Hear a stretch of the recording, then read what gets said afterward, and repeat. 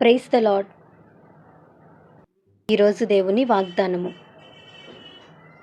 నీ శత్రువుల మీద నీకు జయమిచ్చి నీకు నెమ్మది కలుగచేసి ఉన్నాను.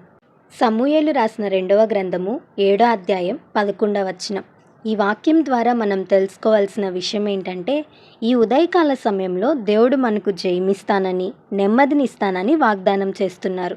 ప్రయాసపడి భారం మోస్తున్న సమస్త జనులారా, నా యొద్దకు రండి, నేను విశ్రాంతినిస్తానని దేవుని వాక్యంలో కూడా మనం చూస్తాం కదా. యూదా రాజులలో ఆసా అనే ఒక మంచి రాజున్నాడు. ఇతను సలోమాను యొక్క మనవడు.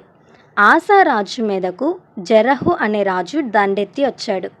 జెరహు సైన్యము 10 లక్షల మంది, కానీ ఆసా యొక్క సైన్యము కేవలం 5,80,000 మంది మాత్రమే. మనుషుల బలం మనం చూసుకున్నట్లయితే ఖచ్చితంగా జెరహు సైన్యమే గెలవాలి. కానీ ఆసా రాజు దేవుని సన్నిధిలో మోకరించాడు, ప్రార్థించాడు. శత్రువుల మీద విజయం సాధించడానికి మా బలం అయితే సరిపోదు, మా జ్ఞానం అయితే సరిపోదు, నీవే మా పక్షముగా యుద్ధం చేయి ప్రభువా అని ప్రార్థించాడు. దేవాతి దేవుడు ఆసారాజు యొక్క ప్రార్థనను ఆలకించి గొప్ప విజయాన్ని దేవుడిచ్చాడు.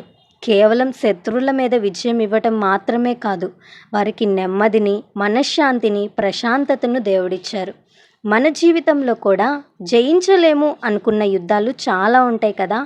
లోకం మీద పోరాడలేక, శరీరం మీద పోరాడలేక, సాతాను మీద పోరాడలేక, మనకున్న వ్యాధుల మీద పోరాడలేక, ఆర్థిక సమస్యల మీద పోరాడలేక మనం ఎంతగానో మనశ్శాంతిని కోల్పోతూ ఉంటాం. అలాంటి సందర్భాలలో దేవునికి సమర్పించినప్పుడు గొప్ప కార్యాన్ని దేవుడు జరిగిస్తాడు. నీ పక్షముగా దేవుడే యుద్ధం చేస్తాడు. ఈ ఉదయకాల సమయంలో నీవు పోరాడలేని యుద్ధాలను, నీ జీవితంలో ఉన్న ప్రతి సమస్యను దేవుని చెంతకు తీసుకొనిరా. దేవుడే నీ పక్షముగా పోరాడి గొప్ప కార్యములు జరిగిస్తాడు.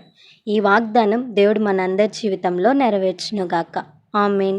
ఈ వీడియో మీకు దీవెనకరంగా, ఆశీర్వాదకరంగా అనిపించినట్లయితే లైక్ చేయండి, షేర్ చేయండి, కామెంట్ చేయండి, సబ్స్క్రైబ్ చేసుకోండి. మీ ప్రార్థన అవసరతలను మాకు కామెంట్ రూపంలో తెలపండి. మీ కొరకు తప్పక ప్రార్థిస్తాం. God bless you.